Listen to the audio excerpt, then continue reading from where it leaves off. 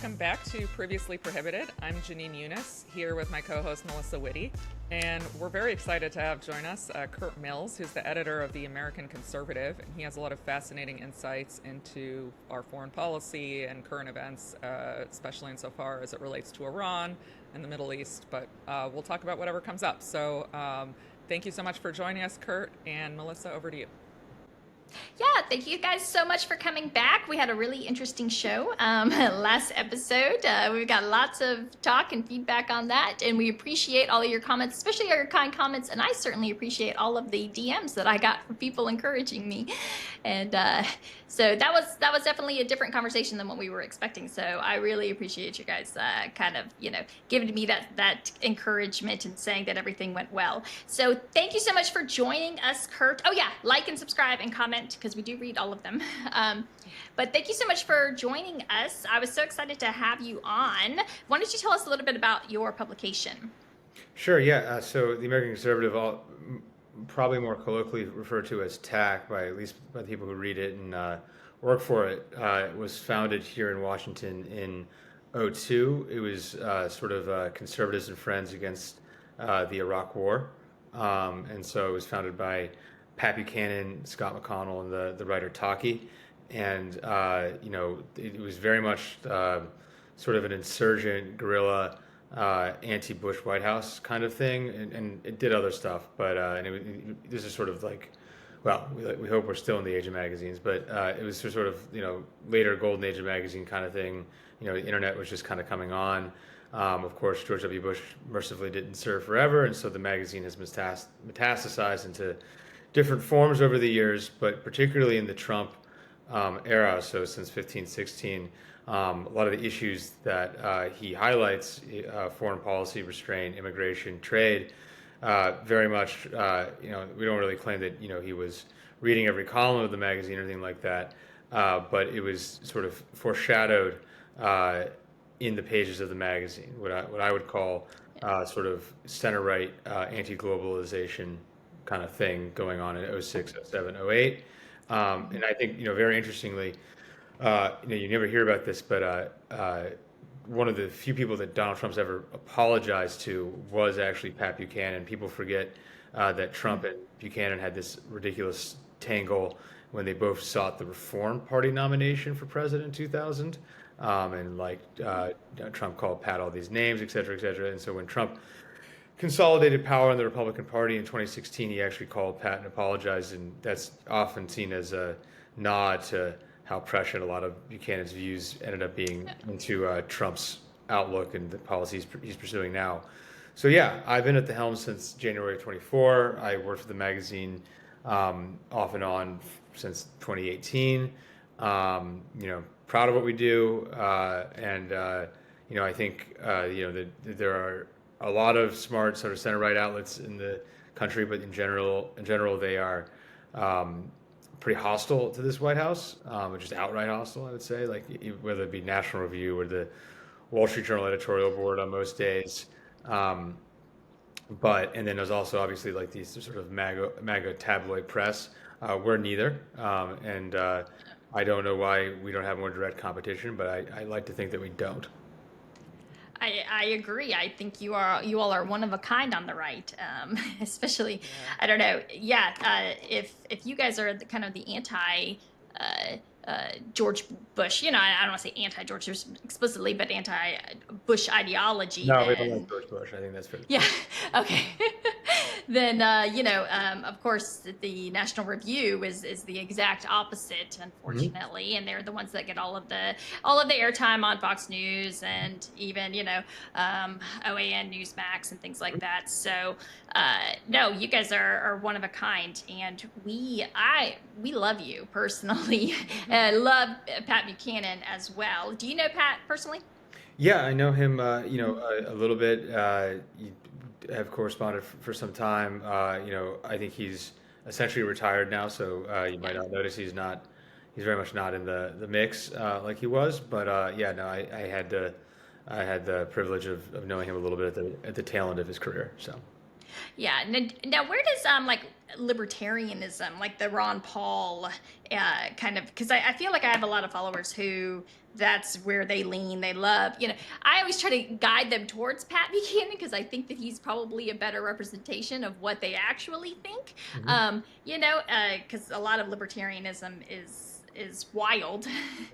But how do you think that those like that kind of meshes in, or do you identify? Do you guys have a lot of followers or a lot of readers who identify as libertarians? Yeah, I think it's certainly a Yeah, substrand. I would not say it's the main strand. yeah, So, I mean, particularly when the Paul moment, I think, was hottest, let's say from, 2007 to 2008 under Ron, the father, and then later under Rand Paul, through, let's say, 2015. The magazine was, super associated with that kind of thing. I would say, though, that in the mainstream of the magazine always sort of parted company with the sort of Paulite perspective on immigration, but also trade. But what Ron and Senator Paul say, or former Congressman Ron and Senator Paul say about foreign policy, we almost entirely agree, as far as I can remember. So yeah. right. Yeah, I agree. It's paleo conservatism, correct? That is Yeah, I think that's, look, names are what people call things. So like, it's sort of stupid to like shirk from a name that like is very simple and people use. I would say, you know, if you get really in the weeds, and I sort of encourage you not to, but some of these people are walking around and quite keen on it. Paleoconservatism itself was a term that I think originated in the 70s and 80s, and it was very much um, about breaks within the Reagan administration.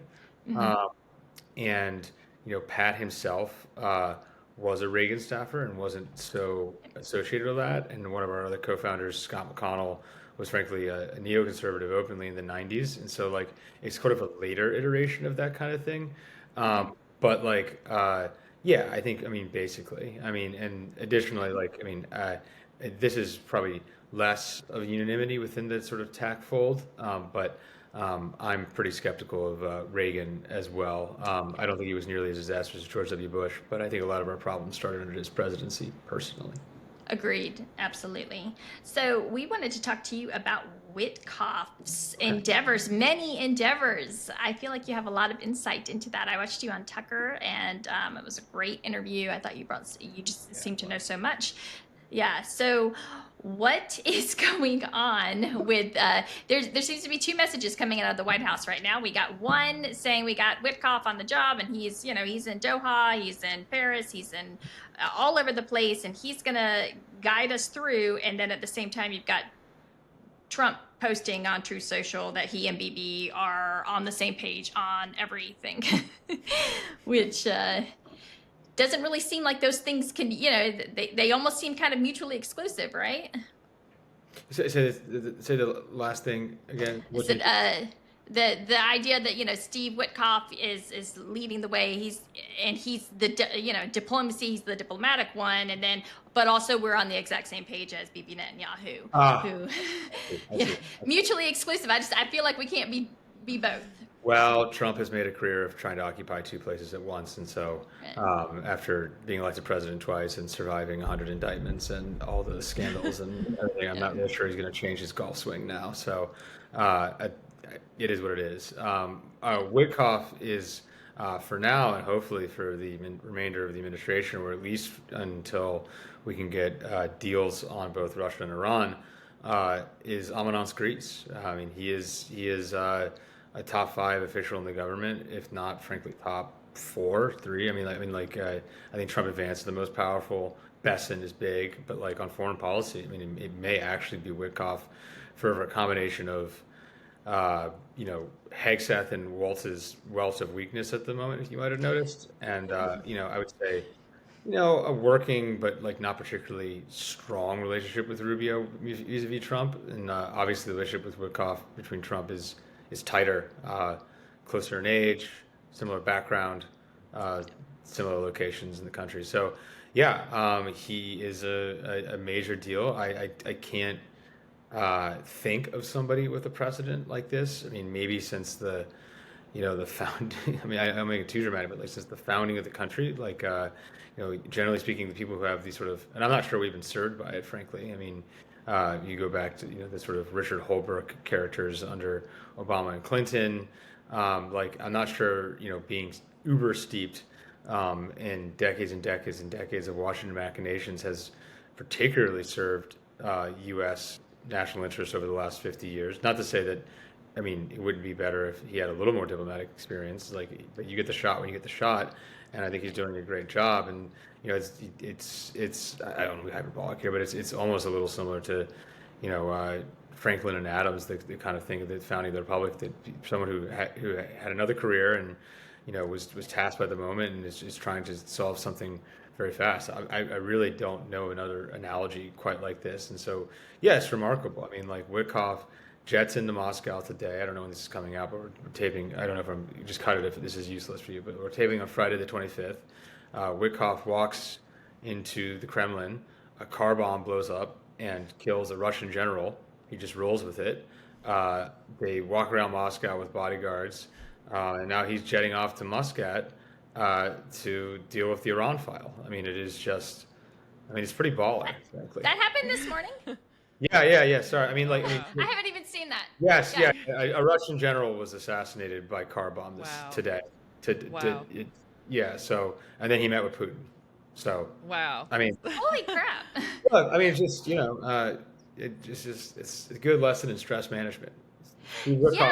Can roll with the punches. So, I'm sorry. I'm like processing this because obviously who would be responsible? I don't want to get into the weeds here, but I mean, the obvious prime suspect would be Ukraine. Yeah, and Ukraine has shown, whatever you think of it, a pretty strong capacity to strike deep into the heart of Russian territory. Yeah. And I think the balance of the evidence is that they did Nord Stream. I don't agree with Cy Hirsch. I don't think it was the U.S. I don't agree with a lot of the magosphere. I think Ukraine did blow up Nord Stream. Again, circumstantial evidence so far, but I think, gun to my head, it was them. So. Well, yeah. I don't know. I don't actually think Ukraine can do that much, without at least our support, if nothing else, or a head nod, you can do that, even if they could pull it off themselves. But probably some kind of mercenaries that were hired, I would imagine. I don't know what kind of dive teams they have in the Ukraine. But no, I agree. But so, yeah, that's pretty shocking that they would do a terrorist attack, a full-blown terrorist attack like that in Moscow as our negotiator is arriving. That's quite the statement. And it's very weird that has not popped up on my feed all morning. Wow. It'd be hard to make up. Well, no, I'm No, we sure. trust Yeah, you. I haven't checked the news. I haven't. I went to the New York Times this morning, but I didn't see it. But that's it. So that's pretty incredible. Yeah, and you're right to just keep rolling with it. He is quite fascinating. So, what do you think he's gonna? What do you think the outcome is gonna be with Ukraine? Because Ukraine and Russia. Because I actually don't see what cards. I don't think that Ukraine has anything to play. So I don't know. It's going to be a fascinating. I don't understand how we're going to bring Russia to the table with anything that Ukraine is going to find acceptable, because we don't have anything to offer. I think it's a little bit anybody's guess right now. I have become more concerned on this one. I tend to think it's going to take longer for a variety of. It's just a bigger. It's a huge war, and I think additionally, both the Russians and the Ukrainians don't fully want the war to end, and so I think that makes it a little tricky. And so, do you think? What? Sorry. Do you think Russia wants more land? Do you think they want to take it all the way to the river? I mean, Yeah. like in an ideal world, sure. Yeah. Okay. The Putin state, yeah. I think that's pretty clear to me. There are other. I think I'm probably very associated with foreign policy realism. there are other people who think their goals are more limited. Yeah, I mean, I think the evidence is that at the beginning of the war, they did try to take Kiev in some form. Whether that was to sack the government, replace it with a puppet is speculation, frankly. But yeah, I mean, no, that doesn't mean like I think we should use all of American resources to try to coup No, d'etat Putin. But like, no. yeah, I think you can be clear-eyed that clearly there are some revanchist goals on the part of the Russian state. I don't think that's like breaking news. Okay, yeah. Can I? I kind of. Oh, I'm sorry. Oh no, Jenin, go. I was just gonna say on a sort of slightly different topic. I was wondering what your take was on Witkoff getting the ceasefire deal in what was it, January, early February, and then everything sort of falling apart. And what do you think happened there? What's your take on it? Because In it's the a little Middle East, puzzling to me. Yeah, the Israelis broke the ceasefire. It's very yeah. simple. I mean, But why? like, He went and why? I mean, at least the reports were that he basically said, you'd better do this or else. And they were, they capitulated. Why would he allow them? Why wasn't more pressure put on them to continue to observe the ceasefire? Why were they sort of allowed to break it after getting that? By the Trump Yeah. administration? Yeah. Because I mean, obviously, Israel has some leverage over the Trump administration. This seems pretty clear. I mean, Yeah. I don't think that's a. I mean, this stuff is not a conspiracy. I mean, like No, I know. pro-Israeli interests, and by pro-Israeli, I would say conservative pro-Netanyahu interests, donated lavishly to Trump's political efforts. I'm not sure he's in love with him. In fact, I'm pretty sure he's not. But it's a fairly mercenary, pragmatic relationship, and they have leverage. I think the reality, though, is like it's not like I think Trump often looks at this, whether or not he's explicit like this, but I think he functionally looks at it a little bit like a 19th century political boss, where you can just sort of dole out patronage to various constituencies. But the reality is what the Israelis are asking for is number one, maximal, and number two, binary. So I'll just do it in reverse order. I mean, take the Iran situation. It's a deal or strikes. There's no way to split this baby, right? And of course, that analogy itself, you can't split a baby. So and so, I think it's apt. And then secondly, I mean, I think you see it in the sort of what I would call the pretty clear Israel lobby. I mean, there was an extraordinary article in the Atlantic in the last week that was talking about how Israel's new enemy is Turkey. So, I mean, even if the United States did regime change in Iran, it wouldn't stop there. It will never stop unless It'll the be president. Yeah. Turkey Yeah, then Saudi Arabia then. Sure. Yeah. I mean, look. I mean, this is the Israelis can do what they want, right? I mean, it's just that the U.S. is a separate country with Yeah. separate, or at least Yeah. should be, and so. Well, a lot of Americans don't realize that, which is what Mel and I are always, trying to push. That people constantly conflate these things and say, these student protesters who are anti-American, and we're like, no, they're anti-Israel. That's not the same thing.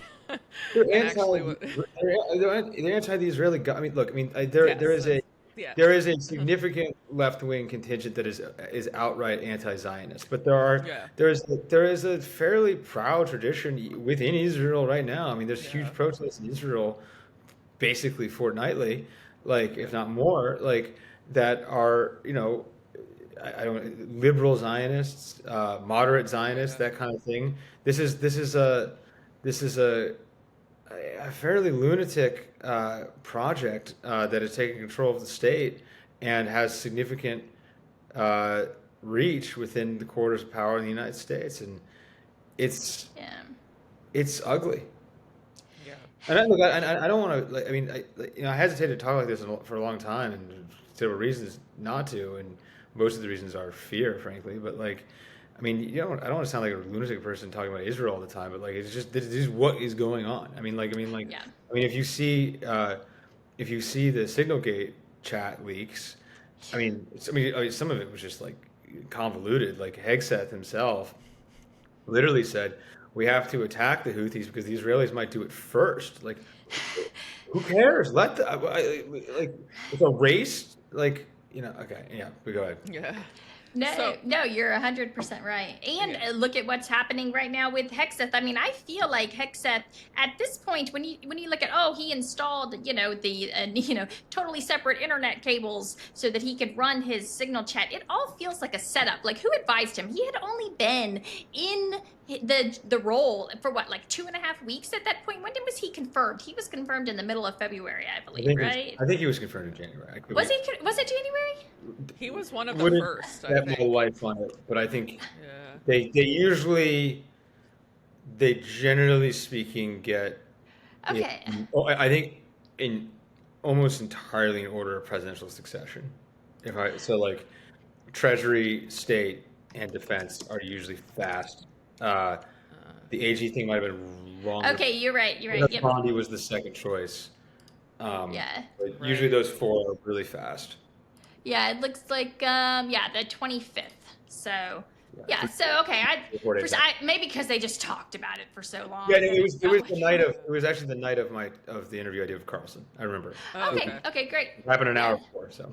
So he's only been in when the signal chat. That's 6 weeks at max when the Houthi strike actually happens, because that was the 14th, 15th of March, and yet now we come to find out that he said all of these things. I just feel like there was a lot going on that I'm like, who set all of this up, right? I know Don's, people say, it's a conspiracy, and it's like, but at the same time, these people have things, they have other people managing a lot of this stuff for them. So this seems quite convenient that all of a sudden you've got multiple things that fireable offenses kind of coming out that I don't know. It just feels weird with the Dan Caldwell thing. The firing of it's now 4 of Hedgeseth's personal choices for staff. These 4, there were 3 that were frog marched out of Alexandria, right. And then there was the Casper person who was, like Hegseth said, would stay on in the Pentagon in a different role and then also fire. I mean, it's just, can you imagine? I mean, I always just try to relate this to another human organization. Can you imagine telling one of your employees on national news that he's not going to be fired on Tuesday morning and then firing him by Thursday? I mean, it's just I mean, and this is at the highest levels of human power. Right. It's also it seems very, very targeted. Obviously, you had the Jewish Insider running these hit pieces on all of these people for weeks prior to this, right? Especially Caldwell, they ran, I believe it was 3 different pieces on him because he, had the temerity to say, hey, maybe Israel's interests and ours aren't always aligned, and we should always prioritize America over Israel. And then all of a sudden, he's then, of course, marched out of the Pentagon under the premise that he was a leaker. He leaked to the New York Times. We don't actually know what exactly it was that per NBC, we don't have full official confirmation, but again, as of Friday the 25th, that he's been exonerated. So right, yeah, they never even gave us a story that it was, that this is what the story that he, was the source on, and he's just gone. I mean, all of this feels very weird, and these all seem to be the people who were at least a little bit hesitant against, hey, maybe we shouldn't strike Iran. I think, but I also caution against the quick and dirty realists and restrainers and Iran realists purge narrative, because I think there's a lot of evidence that Hegseth is just in shambles and allowing. He's just incompetent. Yeah, and and I if I were as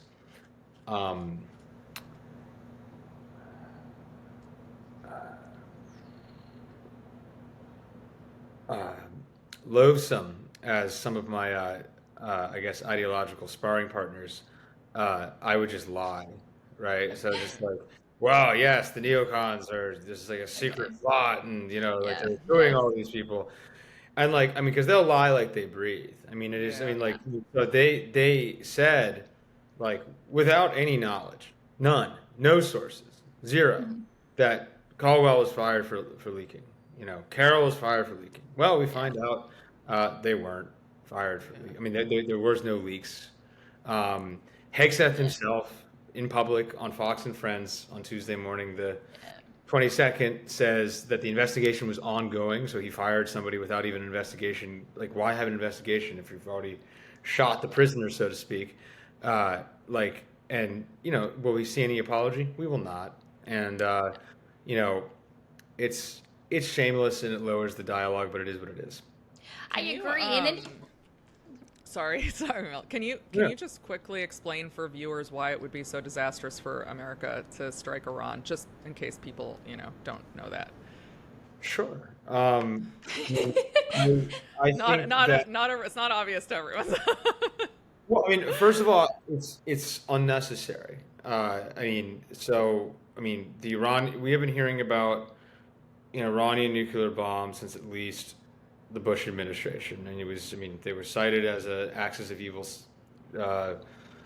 partner. For as much as we dump on Bush, the second Bush administration actually saw a sort of like subtle micro shift where Cheney and Donald Rumsfeld, the Secretary of Defense, were relatively sidelined in favor of Condoleezza Rice, the Secretary of State, Robert Gates, and to a lesser extent, Stephen Hadley, the NSA.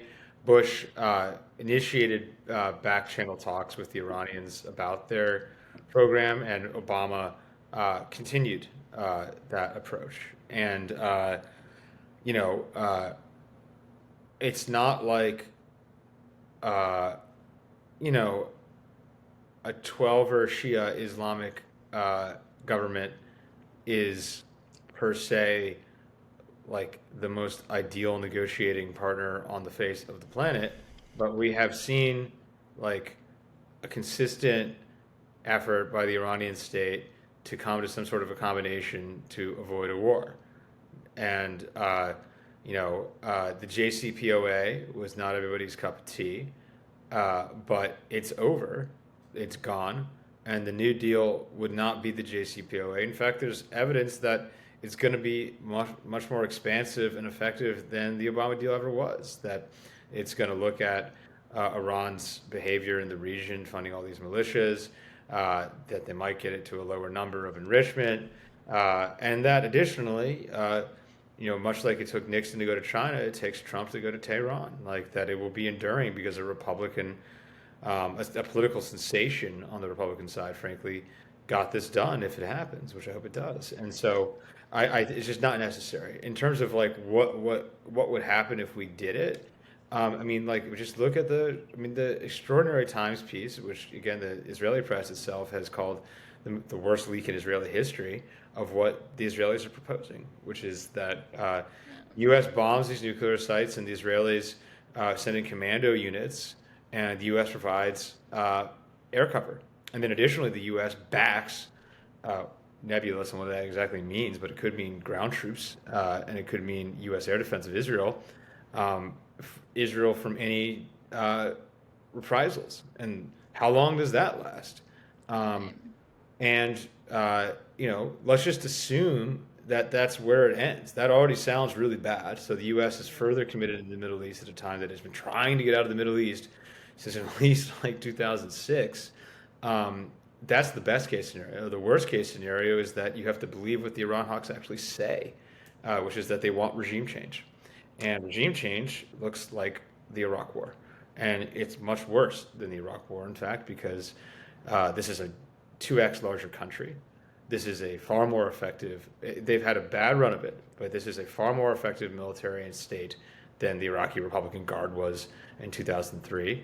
And it is, it would combine the terrifying urban combat, often in triple-digit heat for a lot of the year, that we saw in Baghdad and other cities in Iraq, mixed with the impossibility of hunting down whatever remnant of the state would flee to the mountains. People want to know why Mexico is messed up, or sort of Mexico is a quasi-crime state. It's because it's very, very difficult to police mountains.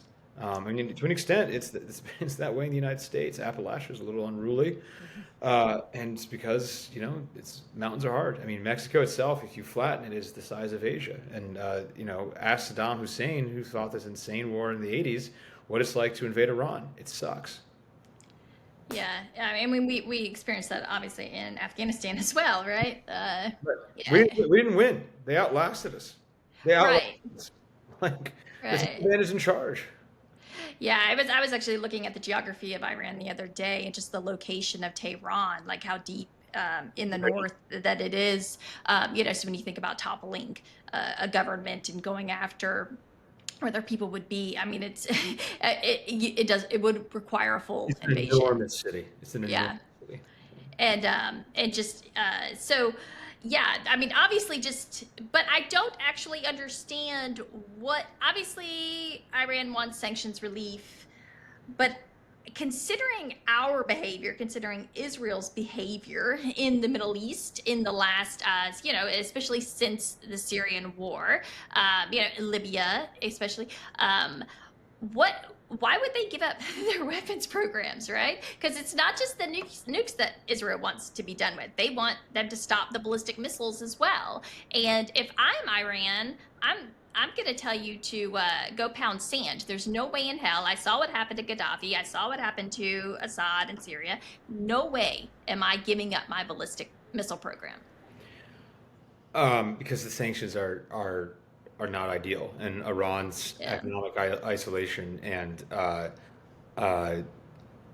dependence on the Chinese to buy their oil, uh, and on the Russians as a security guarantor in some way, in no small measure, is not ideal. I mean, ask Bashar Assad how that worked out. So, Yeah. uh, I think Syria was far more a protectorate of Russia than Iran is of Russia. I mean, not even close. But they are isolated. Uh, they are running uh, not a democracy, and or not a real democracy, and they want to be brought in at some price from the cold, and Yeah. that's why they wouldn't make the trade. What they're not willing to do is what some have floated, including in the administration privately, uh, is this Libya model thing, which is, I mean, Right. I can't believe they call it that. It's unbelievable. Like, their proposal is just do what Gaddafi did after we invaded Iraq, which is Gaddafi voluntarily self-disarmed, and then he was you know Yeah. Yeah. tortured to death within a decade. So that doesn't sound appealing for anybody. No. Yeah, I mean that was those were Bibi's exact words, I believe. He gave the quote of the of the Libya model, which to me just kind of He doesn't want, I mean if he doesn't want a deal, and I mean, right, if you're trying to sabotage, that's what you do. You call it right. the Libya model. Netanyahu wants a war. Right. Netanyahu doesn't not only wants a war, he needs a war. Yeah. It's beyond. It wants your material. I mean, Netanyahu's always been an Iran hawk. He's probably not actually as hawkish as some people within his own government, which is the most externally hawkish organization in Israel's history, probably. Uh, Insane uh, organization. and but like Yeah. he needs the war for his own political situation, if Yeah. not his own physical security, to avoid prison. I mean, when the Israelis, I can't believe this has not gotten more coverage. When the Israelis actually formally, I mean, they've been breaking the ceasefire for a while, but like when they really started the bombing barrage, and I believe mid March, uh, Netanyahu was scheduled to testify like that week, and then he Yeah. got his Yeah. testimony Yeah. bounced because he's the commander in I'm chief. sure it was just a coincidence. Yeah. Yeah. I read James Bamford did Spy Fail. I always recommend that book to everyone, but he really goes into the details on Netanyahu's corruption trials because they kind of get poo-pooed like it's really not that big of a deal what he did.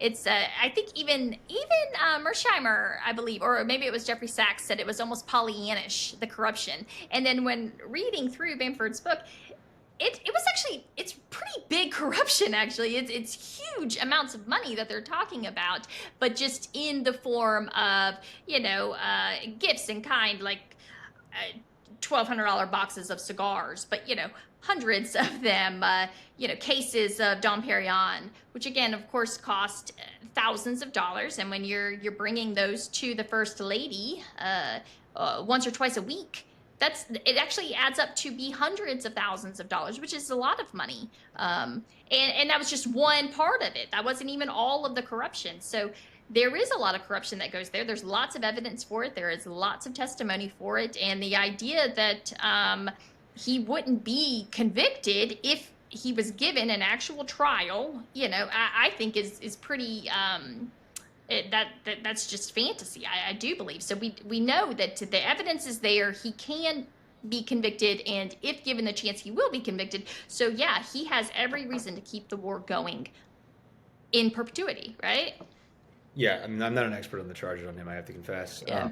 I'd also, my instinct is almost to make the contrarian argument, which is like, this is why we should not criminalize politics, because say what you will for whatever luxury goods that he got allegedly for free. If he wasn't under indictment, maybe we would be in a better place as a species.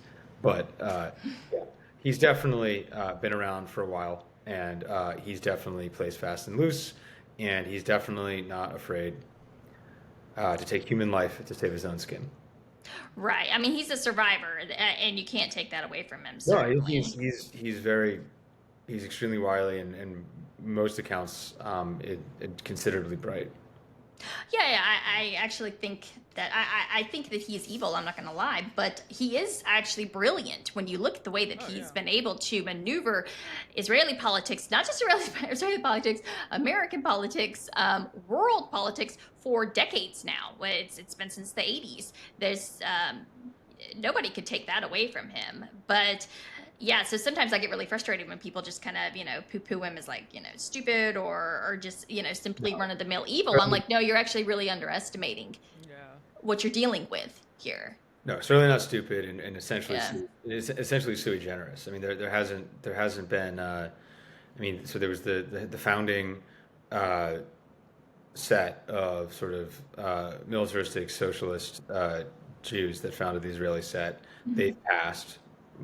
Essentially, and then there was the earlier Likud set, sort of culminating in the prime ministership of Ariel Sharon around 9/11. But Netanyahu himself, just both in length and in the fact that he is a more civilian figure, is new. And additionally, this merger of, which is really like Netanyahu's own perspective, is almost a minority within his coalition and also within his democratic appeal, of sort of, Netanyahu's not, I'm not Jewish, so I hesitate to use this, but like not pious, I would say, but he is in league with fairly radical religious people, and that's a really intense marriage. Yeah. How do you think that India and Pakistan is going to play into all of this? Just for good measure, why not? Yeah, right. Every time I see that, I'm just like, oh. Yeah, I know. I'm like tempted to mute all of the words that I can think of because I don't have the energy for this. But it's dangerous. Pakistan. For all of the. For all the ink spilled about the danger of an Iranian bomb, the Pakistani state is probably more intense and more unstable, and has considerably more nukes than Iran would ever have, even in a breakout environment. And nobody cares, or very few people care. And so I don't know. Modi's hung around for a while. They saber rattle. But the world ending because of an Indian-Pakistan feud is always on the cards. But yay! So I tend to fade. I do think it's interesting that the Iranians themselves have kind of inserted themselves as trying to be would be peacemakers in the whole process, which is interesting. But I know no strong views on it at the current time. just other than like Pakistan is more, I mean, look, I sort of bemoaned criminalizing politics, but these guys really do it. I mean, they put Imran Khan in jail. They sentenced the war on terror prime minister to death, Pervez Musharraf. I mean, like that they don't mess around. Yeah, I agree. I saw something that somebody said something about their delivery systems for their nukes. They didn't have any. I don't know if that was accurate, but I thought it was interesting. Not an expert. That would strike me as peculiar and not totally the story, but defer to greater expertise or greater knowledge. Well, very cool. What now? Speaking. Real quick. What is your take on the Republican crackdown on speech and, well, pretty much everything related to anti-Israel? How do you think that's going to impact them in the midterms? I don't think it's actually going over very well. I've seen, like I said, I do have a lot of varieties that follow me, especially just for like my campaign finance stuff and my Gates thread especially. And it's interesting, all of my anti-Israel posts lately, I've been getting a lot more likes from just like your normal, regular MAGA moms and grandmas and everything like that, stuff. So I think people really are paying attention more, and they are concerned, especially about the kind of crackdown in censorship on this topic. I don't think it's going to go well for the Republicans in the midterms, and for a variety of reasons. Obviously, they've already got a pretty small majority. I think it's 3 seats now, and so. But I think morally, it's a disgrace. I think sort of needless to say. I mean, it's profoundly anti-American and comical that. The Republicans sort of vaulted back to power on an anti-woke message and are going woke for one country and one subset. And I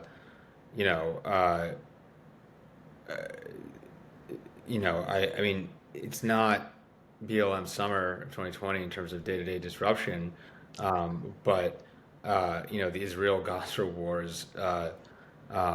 Halfway around the world from the United States, the reality of the precarious nature of African Americans in the United States is not particularly a new problem. So at least it's more native. But yeah, so I mean, I think it's bad, and I think it makes the Republicans look like hypocrites. In terms of the, and I think it'll lose in the long run. But in terms of the midterms, I guess I'm a little less convinced. I mean, I think. I think people are still fairly apprehensive of Muslims in this country, and I think that will change eventually. But I think there is some latent sympathy for it. I do think, though, it matters in 28 because Republican broken promises to Arab and Muslim communities in Michigan will cost them the state. And there are significant Muslim populations in Pennsylvania as well. And these, for as much as I think it was a broad mandate for Trump, I think it will be a major problem. It was very thin margins actually still, and it's been thin margins. Well, if they get rid of all of them, then that'll be helpful. Maybe that's the goal. I'm unconvinced they're not going to try to strip people of citizenship using sort of similar justifications, support for terrorism and stuff. I mean, if you can stretch the meaning of the words for the purposes of deeming someone in foreign policy or national security threat in the what would the precedent for that be? I mean, like stripping people of citizenship has never. So they actually did do it. I'm a free speech lawyer. Okay, well, tell me when. They actually did do it to this woman. I forgot her name now. In Odeya, I think, in Chicago. She was a Palestinian activist. And they I remember they that case, found yeah. a way. They found something on her application, her citizenship application, that she had either Application. intentionally hit her. Yeah. So I mean, they can But it's not typically like, up. not to, but all three of you are, all Yeah. three of us are American citizens. Yeah. Yes. I mean, Um, even if you were like an extreme pro-Hamas person, oh. like I don't think they could Oh, strip you. no, but I think naturalized citizen. So, like, my dad's a naturalized citizen from the West Bank. I would worry about him. Like, not that he's ever done anything, but, you know, like, he doesn't even know the day he was born. So, there's possible he put, like, one, you know, two different dates or something somewhere, like April 21st versus April 19th when he was registered, or, you know, so they can find something like that and then say you lied and then strip you of your citizenship. So, and given how they're going after non-citizens, and like people with green cards, including like Mahmoud Khalil, I'm very concerned. And they've said that that's their plan, and it's also in Project Esther, which seems to be sort of the the blueprint for all of this is next. So the underlying idea is to get rid of pro-Palestine activism, especially among Arabs and Muslims in the United States, to kind of purge the population in any way they can.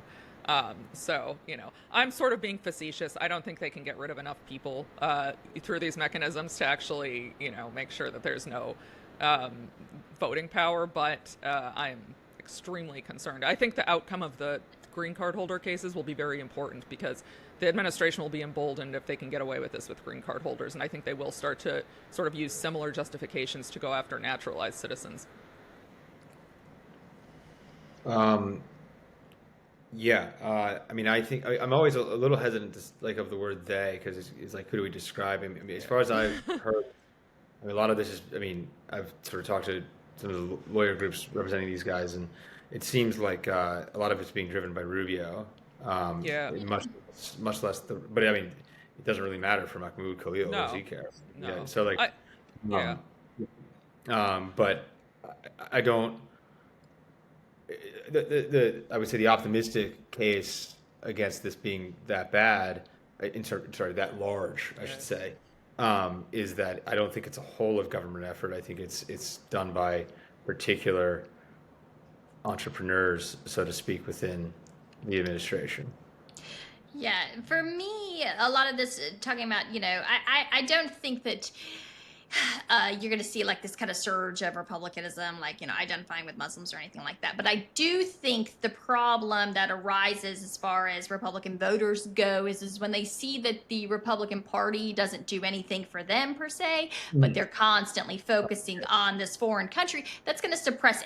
Why am I going to go out and vote, right? And so that's gonna lead to just kind of a deflation in excitement, voter voter participation. And I do think that is the danger, because I see a lot of, you know, quote unquote black pilling in the comments, in the things. Yeah, it seems like people's mood has been bad the last week. Yeah. I mean, my general cut is that the country is just done panicking about Trump. We have been panicking about Trump for a while. So like, I tend to think his floor remains higher and more rock solid than ever.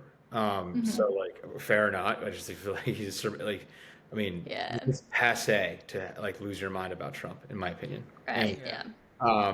But I think, though, I'll say two things. So it sounds like you have greater visibility into this than I do, but I have been struck since the beginning of the Israeli slaughter of Palestinians that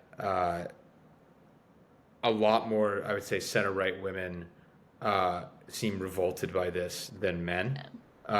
Like surprise, like it's just, you know, like the sort of like fictional but also all too real suburban mom, and like just seems like there seems to be a greater disgust, and of course, you know, the Israel-Palestine conflict is not new, although it's never been as murderous as this. But I mean, you know, you've got the phones. I mean, it's just like, I mean, it's people, you can't hide this stuff, and so not like you could, and so I think that's real. And then I think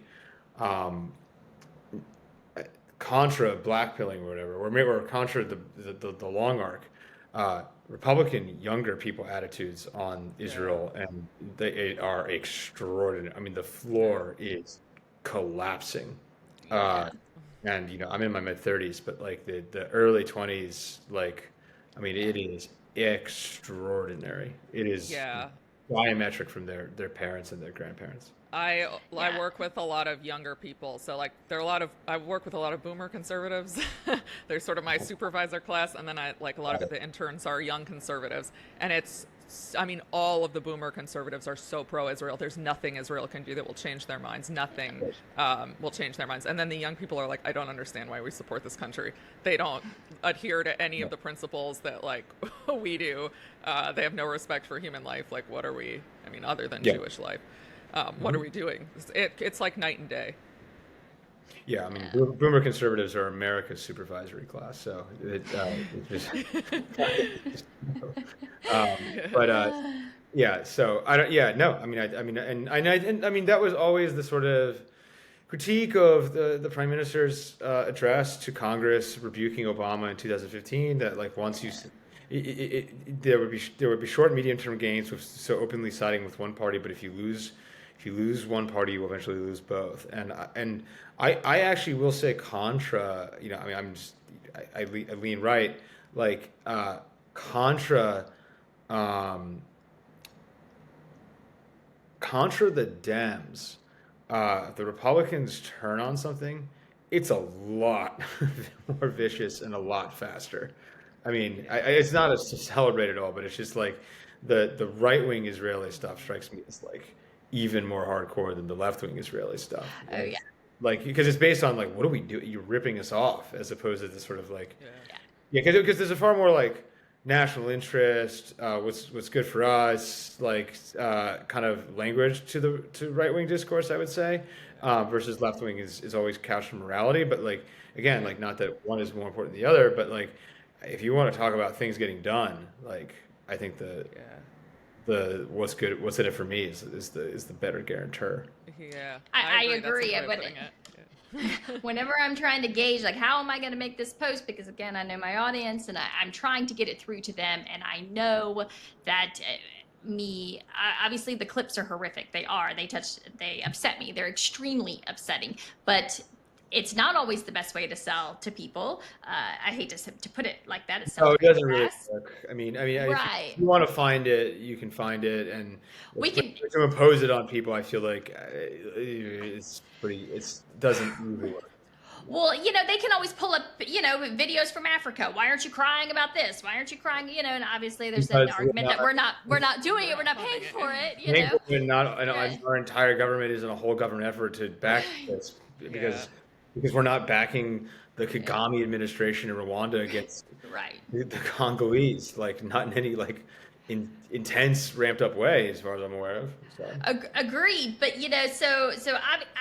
and for me sometimes it's just like, well, duh, this is self-evident why I'm not complaining about this. I don't have any even like, why don't I condemn Hamas all the time? Because my government isn't funding Hamas. My government isn't actually That came up in the last giving interview. them. Yeah. When we were- Yeah, you should always Good interview. spend. Yeah. Naomi Wolf. Yeah. Oh. Yeah, he's like, yeah, you got to do 50-50. Make sure you're always condemning both sides. And we And were I'm like, no, because yeah, but our government isn't, enabling Hamas and giving them moral cover, and our Congress people aren't constantly talking about how great Hamas Yeah. is. Like, if that was what was happening, we would be talking more about Hamas. Yeah, I don't remember Yahweh Sinwar being applauded in Congress like he was the president. yeah, 59 standing ovations. Yeah. Oh, I know, but so yes, but I do think, and I have gotten through to people. It's funny, I get DMs all the time from people, regular people that are saying, I never knew how much control the Israeli lobby had until I started following you. I never heard of any of this stuff. Yeah, and, no, people don't know, and I mean it's Yeah. great. and they're disturbed, like Yeah. very disturbed. Yeah. As they should be, because it is disturbing. And so I would caution people. I always caution people that don't go. I hate to put it like this. I don't want to say this. Make sure that you're just focused, center focused. If you keep America, what's best for America, you're not going to go off the deep end. Like, you just won't, right? But it is a little bit interesting to watch some people go from, like, they were like, well, they should all get along. I want everybody to be peace, to they're like, I mean, ardent anti-Israel critics in like a year, like saying some pretty radical stuff. So I would caution Israel to really take note of that. Yeah, I mean, look, I mean, there's a lot of literature on like whether or not the Israelis will actually long-term collapse, and some people think they will. I think it's interesting, but I don't spend a lot of time on it. Like, I mean, Israel exists; it's a fact, and like I don't think this is good for Israel. Like, I mean, Yeah, like this is the escalation model to collapse, in my view. yeah. Yeah. Yeah, I've long likened it to giving your drug addicted child a fistful of $100 bills and dropping them off at Skid Row and saying, "Call me if you get in any trouble," because it's pretty much what we do. We give them everything they need to, in the long term, self destruct. It's going to tear across their part of their country. They have made. I think about it all the time, like what they have done to the Palestinians in Gaza. I don't know how there can actually ever be peace there, because I don't know how these people are supposed to forgive and move on. I just don't. I think just from a The reason why they get rid of them. So right, from a purely just a human standpoint, I don't know how you move on from what's been done to them. And so yeah, and of course they're going to push them off onto other countries, and that's going to destabilize those countries, and it's just constant instability, chaos, which you have a very small sect of people within Israel that benefit obviously from this, but the normal person, your regular average person in Israel, doesn't benefit from any of this. They're not any safer. They're not any more secure. Certainly not any freer. And so yeah, it's in the long run, it will be devastating for absolutely everyone. I mean, it's sort of symptomatic of the issues you have with having these political classes the way we have them in many countries. I mean, the West, but also not the West, where, I mean, if the people in charge, the leaders, are ultimately, it's short-term gain, right? It doesn't matter for them what happens in 20 years because they're just trying to win the next election. I mean, I guess Netanyahu's been around that long, but really they're thinking in very short, in short term. yeah, no, I mean, About it's not clear. power. I'm sure he sells himself. Look, there's some. Look, I mean, there's some extreme, traumatized, uber Zionist Jewish rationale on this, which is like we can trust nobody. Everyone's been trying to annihilate the Jews forever. We got to do this. No apologies, et cetera, et cetera, et cetera. And like, look, I mean, it's the most charged comparison in the species. To compare the Israelis to the Third Reich. But I mean, as Christopher Hitchens said of Hitler, he ended up being the greatest enemy of the German people. Yeah, I agree. We were just, June and I were just talking about this the other day. But no, I absolutely agree. I forgot. I lost my train of thought. But yeah, that's... Well, nobody's going to win. There are no winners here, unfortunately. And it will be interesting, though. Netanyahu is a winner. He has yeah. won. Netanyahu. Yeah. And I suppose there's a small class of DC insiders who benefit greatly from the war machine, keep it on trucking along, and so I guess that there's a small class of winners, but at the end of the day you're going to see a realignment. Certainly, I think we're seeing the rollout of AOC's presidential run right now. I don't know if you've been seeing these clips circulate. That'll be interesting. I think it'll be more like an Elizabeth Warren run, and it's going to be short-lived. Or she more directly has the Bernie mantle, and presumably would not be running. Think? Yes. I think there are. Well, I don't know. I'm not a Democrat, so it seems to me that a lot of people who were casual political observers who liked Bernie really like AOC, and they have linked themselves directly. Versus Bernie and Warren, of course, ran against each other and comically split their vote. And so, I don't think. I mean, obviously, AOC is very different than Bernie Sanders biographically, but I think she's the most direct inheritor of it, and has weaknesses and advantages vis-a-vis him. This is just a complete parlay game, but sitting in 2025, I think she's the favorite for the nomination. Really? Yeah. Interesting. Yeah, I don't know. I was looking at Booker. To me, he just the moves that he makes, the where he goes, the speaking events that he does. He's been very careful not to offend the right people as far as the Democratic Party goes, and so I think that's who they would probably definitely You don't want. think the Democrats, of course, I'm like asking a stupid question because I'm like, didn't they learn their lesson that you need someone who's like not totally pro-Israel, but they never learn a lesson. So I don't know why I even asked the question. No, they didn't. They did not learn that lesson. They did not take that lesson at all. The party didn't, anyways. Yeah. So, we'll see. But yeah, I saw that they were threatening David Hogg yesterday. I didn't know this. I'm pretty sure that the RNC, you're not allowed to. The RNC officially does not participate in primaries. All of the work I've ever done with my local GOP, we were not allowed to participate in primaries from the party itself. You mean the party endorse?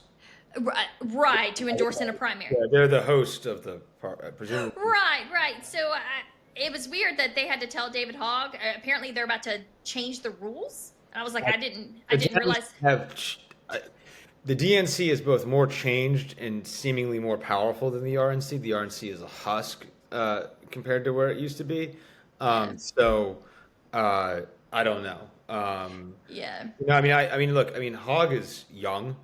I mean, but I mean, he seems to have a major following, and I think I've debated this with people. I mean, I think he comes off pretty well. I mean, he grates on. I mean, if you don't want like a liberal like kid or whatever, like your mind is closed. But if you actually watch his thing, like I think he's a fairly effective advocate for what he believes in. I don't believe in some of the stuff he believes in, but I just think objectively, like he might be underrated. Well, I was surprised to learn that he had millions of dollars at his disposal. That he has a PAC apparently that is well funded, and so I guess he threatened to go after some of these Dems, then this just came out last night, and Politico ran the piece, and so I was just surprised to learn that they said that the DNC was going to vote on this new rule that board members weren't allowed, and I was like, I didn't realize that wasn't already a rule. It's a little weird to me. Oh, I see. That does seem a little unusual. I mean, look, he might just be like extremely emotional and like partisan and flame out, but like, I do think he seems rather impressive. So yeah.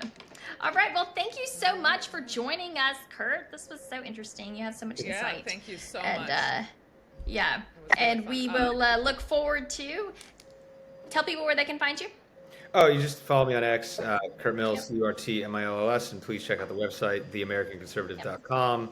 I've done some writing for Politico and New York Times as well, and it's not that hard to find anybody anymore. So please. And I'll link both in the under the videos. So yes, thank you. And we will talk to you soon. Yep. Bye.